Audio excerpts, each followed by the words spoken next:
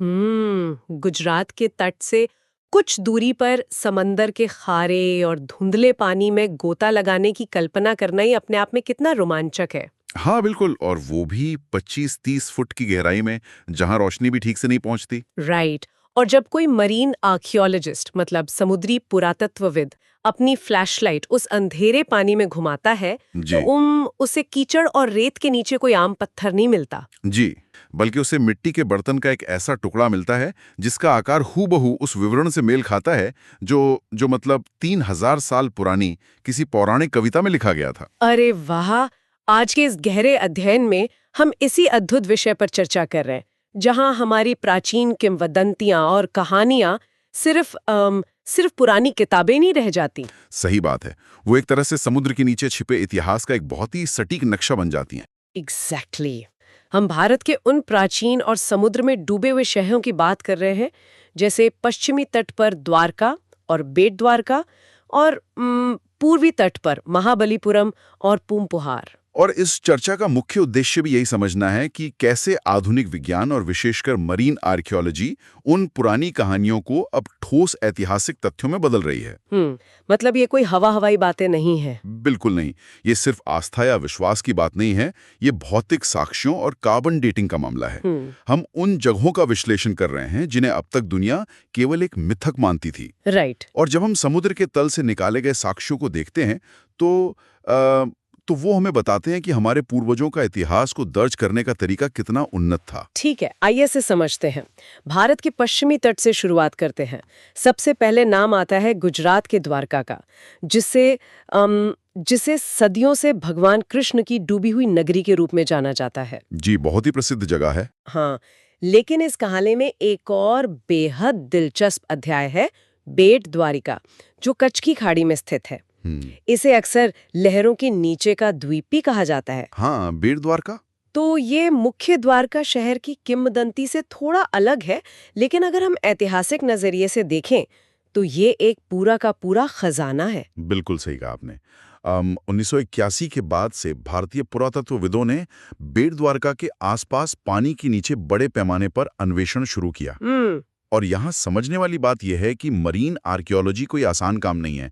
समुद्र के नीचे जो विजिबिलिटी होती है ना, वो कई बार एकदम जीरो होती है। बाप रे, मतलब उन्हें कुछ दिखाई नहीं देता होगा? हाँ बिल्कुल, पुरातत्वविदों को पानी के नीचे बाकायदा ग्रिड सिस्टम बनाना पड़ता है, एकॉस्टिक सोनार का इस्तेमाल करना पड़ता है। अच्छा। और बेहद सावधानी से रेत को हटाना पड़ता है ताकि वो जो सदियों पुरानी वस्तुएं हैं वो नष्ट ना हो जाए। और इतनी मेहनत के बाद उन्हें वहां मिला क्या? क्योंकि हमारे स्रोतों के अनुसार उन्हें समुद्र की गहराई में भारी लंगर मिले, पुरानी मिट्टी के बर्तन मिले और एम्फोरा।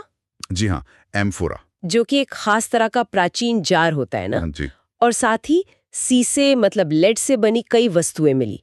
ये तो ऐसा है जैसे हजारों साल पुराने किसी व्यस्त बाजार का मलबा सीधे हमारे हाथ लग गया हो। यहाँ सबसे हैरान करने वाली बात यह है कि जब हम इन वस्तुओं का वैज्ञानिक विश्लेषण करते हैं तो वे एक बहुत बड़े इंटरनेशनल नेटवर्क की ओर इशारा करते हैं। International network? वो कैसे?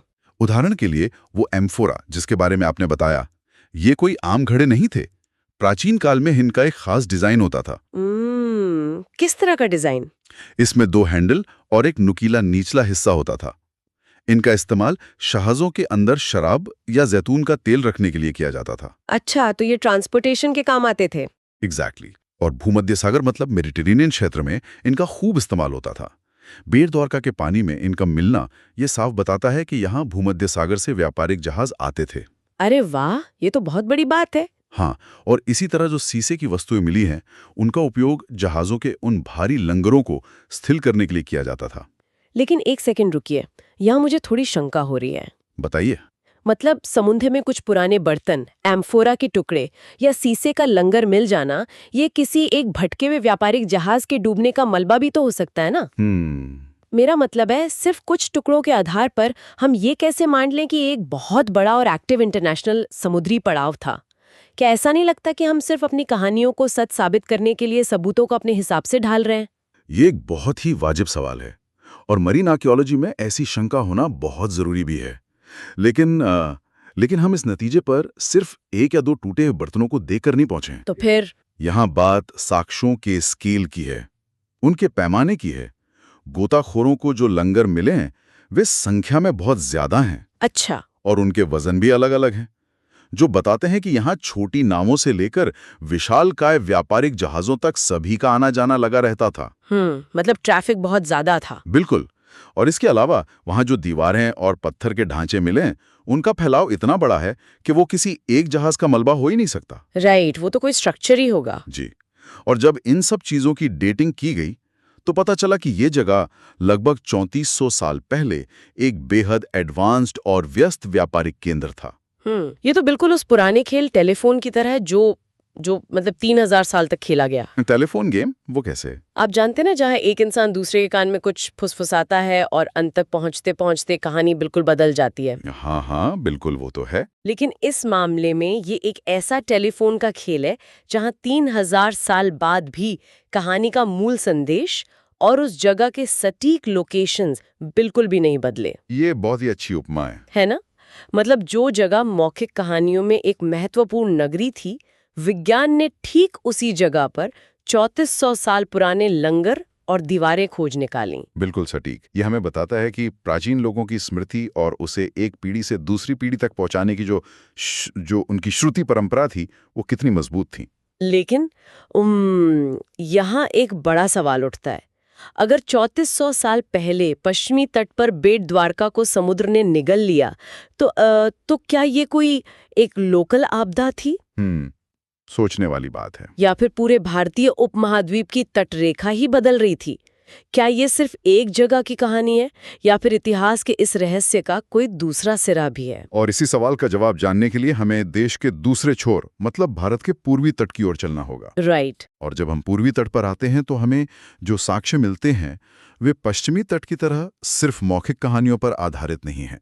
अच्छा, तो फिर क्या है वहाँ? वे स्पष्ट लिखित साहित्य द्वारा समर्थित हैं। पूर्वी तट पर सबसे पहले हम बात करते हैं तमिलनाडु के महाबलीपुरम की। महाबलीपुरम, जिसे यूरोपीय नाविकों ने द टाउन ऑफ 7 पगोडास का नाम दिया था। मैंने पढ़ा है कि नाविक जब समुद्र से इस तट की ओर आते थे तो उन्हें 7 ऊंचे मंदिर दिखाई देते थे। बिल्कुल सही। लेकिन आज वहां सिर्फ एक ही शो टेम्पल खड़ा है, तो बाकी के 6 मंदिर कहाँ गए? क्या उन्हें भी समुद्र ने अपने अंदर खींच लिया? ये कहानी भी तो लंबे समय तक एक मिथक ही मानी जाती थी। जी हाँ, सदियों तक इसे महज एक नाविकों की कहानी माना गया। लेकिन फिर 2004 में हिंद महासागर में वो भयानक सुनामी आई। वो तो बहुत ही विनाशकारी थी। हाँ, और सुनामी की लहरें जब तट से टकराने से पहले तेजी से पीछे हटी तो उस क्षण भर के लिए समुद्र का पानी इतना पीछे चला गया कि तट पर खड़े लोगों को पानी के नीचे छिपे हुए प्राचीन मंदिरों के ढांचे साफ दिखाई दिए। माय गॉड, पत्थरों की मूर्तियां भी दिखी ना? जी बिल्कुल। वो तो जैसे प्रकृति ने खुद एक पल के लिए पर्दा उठाकर अपना छिपा हुआ इतिहास दिखा दिया हो। बिल्कुल। और उस घटना के बाद मरीन आर्कियोलॉजिस्ट ने वहां सोनार मैपिंग का इस्तेमाल किया। सोनार मैपिंग? हाँ, ये तकनीक पानी के नीचे ध्वनि तरंगे भेजती है जो सतह से टकराकर वापस आती हैं और इससे पानी के नीचे की जमीन का एक 3D नक्शा बन जाता है। अच्छा, तो उससे क्या पता चला? इस मैपिंग और गोताखोरों की खोज में समुद्र के भीतर बड़ी बड़ी ग्रेनाइट की चट्टानें, उकेरी गई दीवारें और सीढ़ियां मिली। अरे वाह! जो ये साबित करती हैं कि वो 7 पगोड़ा की कहानी कोई मनगढ़ंत यूरोपीय मिथक नहीं था, बल्कि वो एक भौगोलिक सच्चाई थी जिसे बदलते समुद्र के स्तर ने अपने आगोश में ले लिया। ये सच में रोंगटे खड़े कर देने वाला है। लेकिन पूर्वी तट पर महाबलीपुरम के साथ ही एक और नाम आता है जो शायद इस पूरे गहरे अध्ययन का सबसे दिलचस्प हिस्सा है। आप पुम्पुहार की बात कर रही हैं? हाँ, पुम्पुहार। यहाँ पर बात सच में बहुत दिलचस्प हो जाती है। इसे अक्सर वो शहर जिसे समुद्र ने चुरा लिया कहा जाता है। जी, the city the sea stole. Right. ये कावेरी नदी के मुहाने पर स्थित प्राचीन चोल साम्राज्य का एक बहुत ही महत्वपूर्ण बंदरगाह हुआ करता था। और पुम्पुहार का मामला इसलिए भी खास है क्योंकि इसके बारे में प्राचीन संगम साहित्य में बहुत विस्तार से लिखा गया है। संगम साहित्य? हाँ, तमिल महाकाव्यों जैसे सिलप्पातिकारम और मणिमेकलाई में इस शहर का जिक्र है। अच्छा। उन पुरानी कविताओं में स्पष्ट रूप से दर्ज है कि पुम्पुहार एक बेहद समृद्ध व्यापारिक शहर था जिसे एक दिन समुद्र ने निगल लिया। लेकिन एक बार फिर मैं वही सवाल पूछूंगी जो मैंने पहले पूछा था। हाँ, पूछिए। गुजरात में हमारे पास श्रुति परंपरा थी और यहाँ हमारे पास सदियों पुराना तमिल साहित्य है। लेकिन क्या ये संभव नहीं कि उन प्राचीन कवियों ने बस किसी भयंकर बाढ़ या तूफान को देखा हो और अपनी भावुकता में उसे एक पूरा महाकाव्य बना दिया हो? मेरा मतलब है, कविताएं तो अतिशोक्ति यानी बढ़ा चढ़ा कर बोलने के लिए ही जानी जाती है ना? अगर हम इसे बड़े पैमाने पर देखें तो आपकी शंका जायज है। साहित्य में अक्सर कल्पना का पुट होता ही है। राइट। लेकिन जब भारतीय पुरातत्व सर्वेक्षण और नेशनल इंस्टीट्यूट ऑफ ओशनोग्राफी ने यहाँ खुदाई और समुद्री खोज शुरू की, तो जो साक्ष्य मिले उन्होंने उन कविताओं को एक सटीक ऐतिहासिक दस्तावेज साबित कर दिया। अच्छा, मतलब वहां भी कुछ ठोस मिला? जी बिल्कुल। जब इस इलाके में समुद्र के भीतर और तट के पास अन्वेषण किया गया तो पुरातत्वविदों को ईंटों का एक पूरा घाट मिला, जिसे ब्रिक वॉर्फ कहते हैं। ईंटों का घाट? मतलब जहाजों को खड़ा करने और सामान उतारने की एक पक्की जगह? बिल्कुल। और इसके अलावा उन्हें वहां गोल कुएं मिले, जिन्हें रिंग वेल्स कहा जाता है। बड़ी मात्रा में मिट्टी के बर्तन और विदेशी मोहरें भी मिली। जब हम इन साक्ष्यों को संगम साहित्य में लिखे वर्णनों के साथ रखते हैं तो वे एक दूसरे से पूरी तरह मैच करते हैं। अरे वाह! साहित्य में भी ये बताया गया था कि बंदरगाह पर विदेशी व्यापारियों के लिए अलग से एक इलाका था जहां वे अपना माल उतारते थे। ये ईंटों का घाट उसी उन्नत शहरी नियोजन मतलब एडवांस्ड अर्बन प्लानिंग का सबूत है। आपने अभी जिन गोल कुओं या रिंग वेल्स का जिक्र किया, उनके बारे में थोड़ा और विस्तार से बताइए। हाँ जरूर। मैं ये समझने की कोशिश कर रही हूँ कि समुद्र के खारे पानी के बिल्कुल पास मीठे पानी का कुआं कैसे काम कर सकता है। ये विज्ञान के नजरिए से कैसे संभव है? इन गोल कुओं का विज्ञान सच में बहुत ही कमाल का है। ये हमारे पूर्वजों की तकनीकी समझ का एक बेहतरीन उदाहरण है। ये कैसे बनाए जाते थे? ये कुएं टेराकोटा यानी पकी हुई मिट्टी के छल्लों को एक के ऊपर एक रखकर बनाए जाते थे। इसका मुख्य मैकेनिज्म ये था कि ये टेराकोटा रिंग्स एक प्राकृतिक फिल्टर की तरह काम करते थे। अच्छा, एक नेचुरल फिल्टर? जी। जब इन कुओं को रेतीली तटीय जमीन में खोदा जाता था तो समुद्र के खारे पानी और पीने के साफ पानी के बीच जो रेत की परतें होती थीं, वे पानी को छानती थीं। समझ रही हूँ। और टेराकोटा के छल्ले ये सुनिश्चित करते थे कि आसपास का खारा पानी सीधे कुएं में ना घुसे और कुएं की दीवारें रेतीली जमीन में धंस न जाएं। वाओ! इससे नाविकों और तटीय निवासियों को खारे समुद्र के बिल्कुल पास भी पीने का मीठा पानी मिल जाता था। लंबी समुद्री यात्राओं पर निकलने वाले जहाजों के लिए तो मीठे पानी की आपूर्ति एकदम जीवनदान के समान होती होगी। बिल्कुल। ये तो सच में कमाल है। मतलब हम यहाँ सिर्फ कुछ पुरानी ईंटों की बात नहीं कर रहे हैं, हम एक ऐसी सभ्यता की बात कर रहे हैं जिसे हाइड्रोलॉजी और इंजीनियरिंग की इतनी गहरी समझ थी। जी हाँ। इससे ये स्पष्ट होता है कि वो प्राचीन तमिल साहित्य सिर्फ कुछ भावुक कविताएं या कोरी कल्पनाएं नहीं थीं। वो एक बेहद सक्रिय और व्यस्त चोल बंदरगाह का एक सटीक ब्लूप्रिंट था। सही कहा। साहित्य ने जहां उंगली रखी, आधुनिक विज्ञान ने ठीक उसी जगह पर समुद्र के भीतर उस शहर के बुनियादी ढांचे को खोज निकाला। और यही इस पूरे अध्ययन का सबसे महत्वपूर्ण पहलू है। मरीन आर्कियोलॉजी ने हमें ये दिखाया है कि पूम-पुहार के गहरे पानी में जो अवशेष डूबे हुए हैं वे तट से कई किलोमीटर दूर तक फैले हुए हैं। इससे पता चलता है कि शहर कितना विशाल था। व्यापारिक जहाजों का आना जाना, अलग अलग संस्कृतियों का मिलना, ये सब उस शहर की रोजमर्रा की जिंदगी का हिस्सा था। और फिर एक समय ऐसा आया जब समुद्र के जल स्तर में भयानक बदलाव हुआ या कोई बड़ी भौगोलिक घटना हुई जिसने इस पूरे शहर को पानी के नीचे दफन कर दिया। तो इन सब का आखिर क्या मतलब है?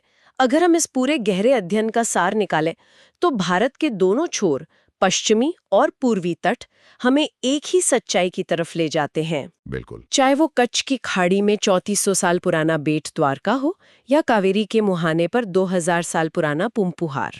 समुद्र की गहराइयों से निकाला गया हर एक भारी लंगर, भूमध्य सागर से आया हुआ हर एक एम्फोरा का टुकड़ा, महाबलीपुरम की डूबी हुई चट्टानें और जमीन के नीचे दबे हुए वे टेराकोटा के गोल कुएं, ये सभी हमें चीख चीख कर एक ही बात बताते हैं।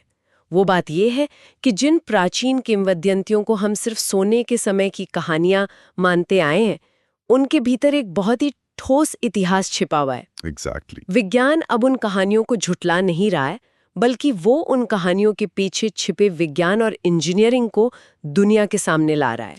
इससे एक बहुत ही महत्वपूर्ण सवाल खड़ा होता है। ज्ञान तब सबसे ज्यादा मूल्यवान होता है जब हम उसे समझकर अपनी आज की दुनिया के बड़े संदर्भ में देखते हैं। मतलब आज के कॉन्टेक्स्ट में। हाँ, इन खोजों से हमें सिर्फ प्राचीन व्यापार के रास्तों या पुराने शहरों की भव्यता का ही पता नहीं चलता। चेंज समुद्र के जल स्तर का अचानक से बढ़ना या तटीय इलाकों का डूबना, ये सब केवल हमारी 21वीं सदी की आधुनिक समस्याएं नहीं हैं। अरे हाँ, ये तो है। इन प्राकृतिक बदलावों और भौगोलिक उथल-पुथल का इतिहास हजारों साल पुराने हैं।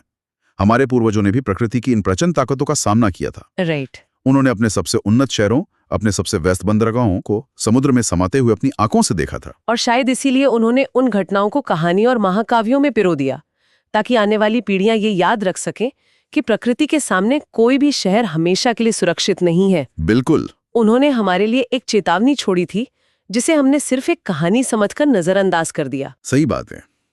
इतिहास हमें सिर्फ अतीत की सैर नहीं कराता, वो हमें भविष्य के प्रति सचेत भी करता है। उन कहानियों में जिसे समुद्र का प्रकोप या देवताओं का क्रोध कहा गया है, वो दरअसल प्राकृतिक रूप से बदलते पर्यावरण का एक भयानक दस्तावेज है। हमारे पूर्वजों ने उस तबाही को देखा, उसे झेला और उसे अपने साहित्य में अमर कर दिया। ये चर्चा वाकई दिमाग के कई दरवाजे खोल देती है। यह हमें ये सोचने पर मजबूर करती है कि इतिहास हमेशा सीधा और स्पष्ट नहीं होता। कई बार उसे कहानियों के आवरण में लपेट कर रखा जाता है, ताकि वो समय की मार झेल सके। बिल्कुल सही। आज के इस अध्ययन को खत्म करने से पहले एक ऐसा विचार है जिस पर सबको खुद से विचार करना चाहिए। बताइए। आज हम जिन शहरों में रहते हैं, चाहे वो मुंबई हो, चेन्नई हो या दुनिया का कोई भी बड़ा कोस्टल शहर हो, हम उन्हें बहुत स्थायी और मजबूत मानते हैं। हाँ, हमें लगता है कि हमेशा ऐसे ही रहेंगे। राइट। लेकिन अगर 2000 से 3400 साल पुरानी समुद्र द्वारा निगले गए शहरों की ये कहानियां बिल्कुल सच साबित हो रही हैं, तो ये सोचने वाली बात है कि अगर कल को समुद्र का जल स्तर फिर से उसी तरह बढ़ जाए और हमारे आधुनिक शहरों को निगल लें, तो आज से 3000 साल बाद के पुरातत्वविदों को हमारे बारे में क्या मिलेगा? बहुत गहरा सवाल है ये। उस सर्द और खामोश अंधेरे पानी में हमारी कौन सी चीजें भविष्य के गोताखोरों को मिलेंगी जो ये साबित करेंगी कि हमारी सभ्यता कभी सच में वजूद में थी? और सबसे बड़ी बात, क्या तब तक हमारी सच्चाई भी सिर्फ एक पौराणिक कहानी बनकर नहीं रह जाएगी?